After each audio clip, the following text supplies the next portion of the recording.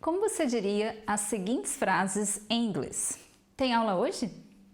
Não tem muitas opções de diversão em minha cidade. Fui à aula, mas não tinha ninguém lá. Vai ter aula na próxima semana? Tem feriado no começo do mês. Let's see? Para a primeira então, is there class today? Tem aula hoje? There aren't many options of entertainment in my city. Não tem muitas opções de diversão na minha cidade. I went to school, but there wasn't anyone there. Fui à aula, mas não tinha ninguém lá. Will there be class next week? Vai ter aula na próxima semana? There's a holiday at the beginning of the month. Tem um feriado no começo do mês. Se você usou ou ficou com vontade de colocar o verbo have ao traduzir essas frases, você precisa ver esse vídeo. I'm Teacher Tatiana Santos e em nossa aula hoje vou ajudar você a usar o there to be, que é o verbo haver, quando em português usamos o verbo ter. Aproveite para já dar o like e se inscrever no nosso canal. Clique também no sininho para receber as notificações das próximas aulas. Você pode estar pensando, ter em inglês é to have, certo? Sim. Eu tenho 2 irmãos. I have 2 siblings. Ela tem 3 filhos. She has 3 kids.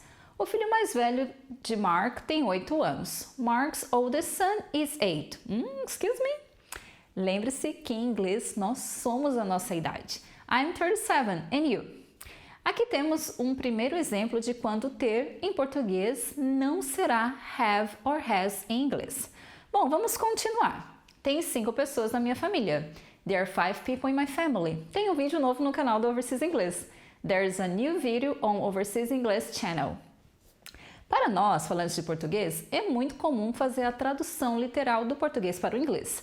Mas como sei que você quer ter um bom inglês, um inglês que vai além, preparei essa aula para te ajudar a entender essa diferença. First of all, o verbo have em inglês tem o sentido de posse para esse contexto aqui. Por esse motivo, não podemos usá-lo para descrever a existência das coisas. Uma dica muito importante aqui é, pense na frase em português com o verbo ter. Esse verbo ter pode ser substituído por existir ou o verbo haver, o famoso A com H?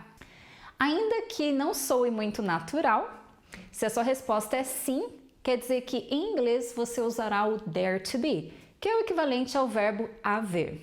Eu sei, fica bem formal falar assim em português, né? Mas em inglês essa é a única forma de expressar a existência das coisas. So let's try. Vamos ver alguns exemplos aqui.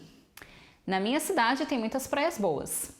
Na minha cidade existem muitas praias boas. Dá para falar. Na minha cidade há muitas praias boas. Fica bom também. So in English, there are many good beaches in my city. Tem muitos assuntos interessantes nesse canal. Existem muitos assuntos interessantes nesse canal. Há muitos assuntos interessantes nesse canal. Então, em inglês, there are many interesting subjects on this channel. Tinha um carro de entrega em frente à minha casa. Havia um carro de entrega em frente à minha casa. There was a delivery vehicle in front of my house. Então, essa é a estrutura correta de ser usada, o there to be.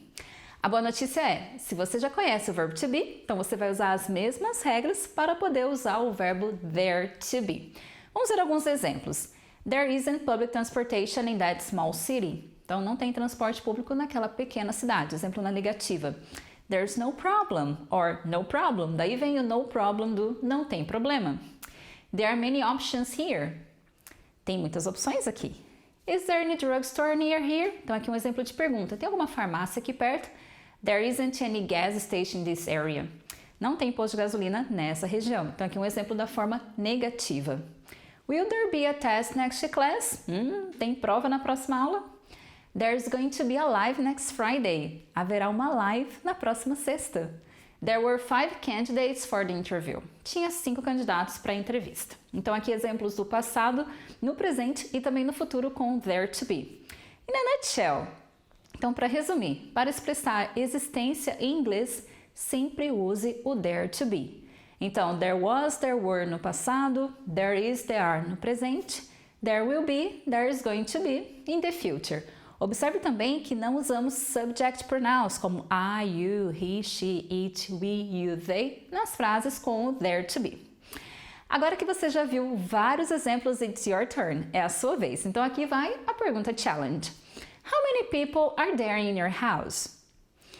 Olha o exemplo da resposta. There are 5 people in my house. Então, quantas pessoas tem na sua casa? Tem 5 pessoas, há 5 pessoas na minha casa. Deixa sua resposta à pergunta challenge aqui nos comentários. Inscreva-se e clique no sininho para ativar as notificações. Ah, deixa seu like também. And see you soon!